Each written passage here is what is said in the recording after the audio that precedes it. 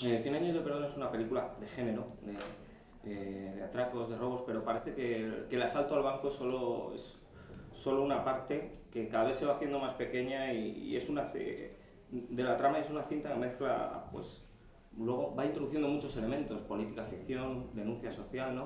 Es una película con muchas capas, ¿no? Sí, a ver, Cien años de perdón es una película de género, es una película de atracos, es una película de entretenimiento. Pero no solamente es un thriller, es algo más. Y ese algo más yo creo que es una película de personajes, es una historia donde los personajes hacen girar la trama y no es la trama la que tiene atrapada a los personajes. Y estos personajes se van descubriendo y revelando secretos que en un principio no parece que vayan a ser así, que no parece que estos personajes vayan a ser así. Luego, sin embargo, van descubriendo cosas y evolucionando en una dirección que te va sorprendiendo, ¿no? Esto hace que la película sea muy entretenida.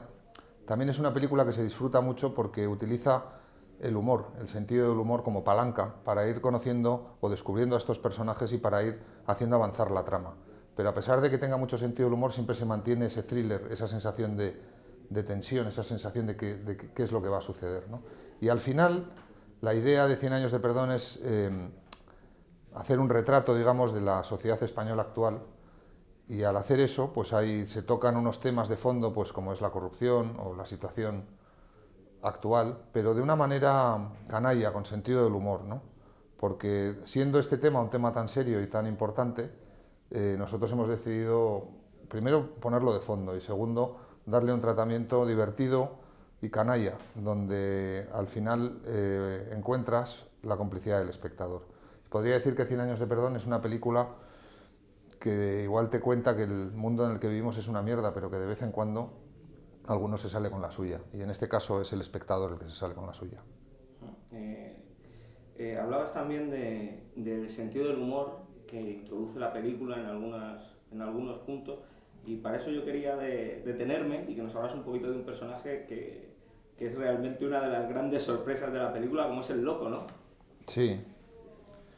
Bueno, Jorge y yo, el guionista, Jorge Guerrica Echeverría, cuando estábamos justo antes de rodar la película, en el proceso antes de arrancar la preproducción, nos dimos cuenta de que teníamos que agilizar un poco o llevar a un extremo la trama, ¿no? De que la trama diera un acelerón. Y tal y como te he dicho antes, siempre pensamos que no queríamos hacer una trama que atrapara a los personajes, sino que fueran los personajes los que la pusieran en marcha. Entonces hay dos personajes que son detonantes en la película. Uno de ellos es Sandra, que es la directora del banco, que de repente te sorprende cuando arranca la película porque se sale por la tangente, digamos, por un sitio que no te esperas.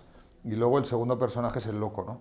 El personaje de Sandra abre la caja de Pandora, por decirlo de alguna manera, y el personaje del loco te hace que te suelta la tensión, te hace reír y al hacerte reír te acerca a la parte humana de los atracadores.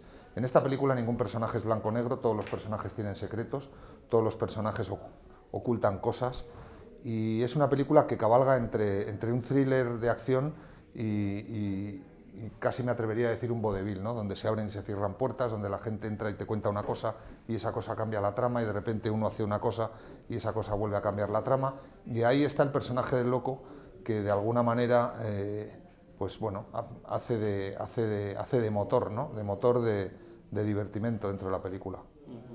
Eh, Me gustaría que nos explicaras, tenemos unos atracadores, tenemos una banda, por qué argentinos, ¿no? Sobre todo, ¿por qué argentinos? Y qué curioso de meter a un gallego en mitad de los argentinos, parece una vieja historia, ¿no? Bueno, el tema de que los atracadores sean argentinos no quiero dar ningún spoiler, pero tiene una explicación dentro de la propia película, como tú ya sabes porque la has visto, pero en realidad la lógica era que tenía que ser una banda de fuera de aquí, ¿no? Porque están contratados, es un trabajo muy específico el que tienen para el que están contratados y el que están acometiendo ellos, y para eso tenía que ser una banda de fuera.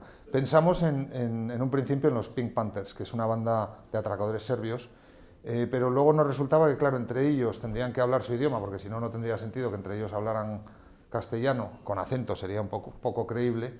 El hecho de que entre ellos hablaran su idioma nos haría mucho más complicado establecer una complicidad entre ellos y el espectador. Y pensamos que una buena idea sería argentinos, porque compartimos la misma lengua, con lo cual podremos entender como espectadores españoles lo que están diciendo y nos resultarán, digamos, más cercanos. Entonces ese es un poco el motivo de por qué son argentinos.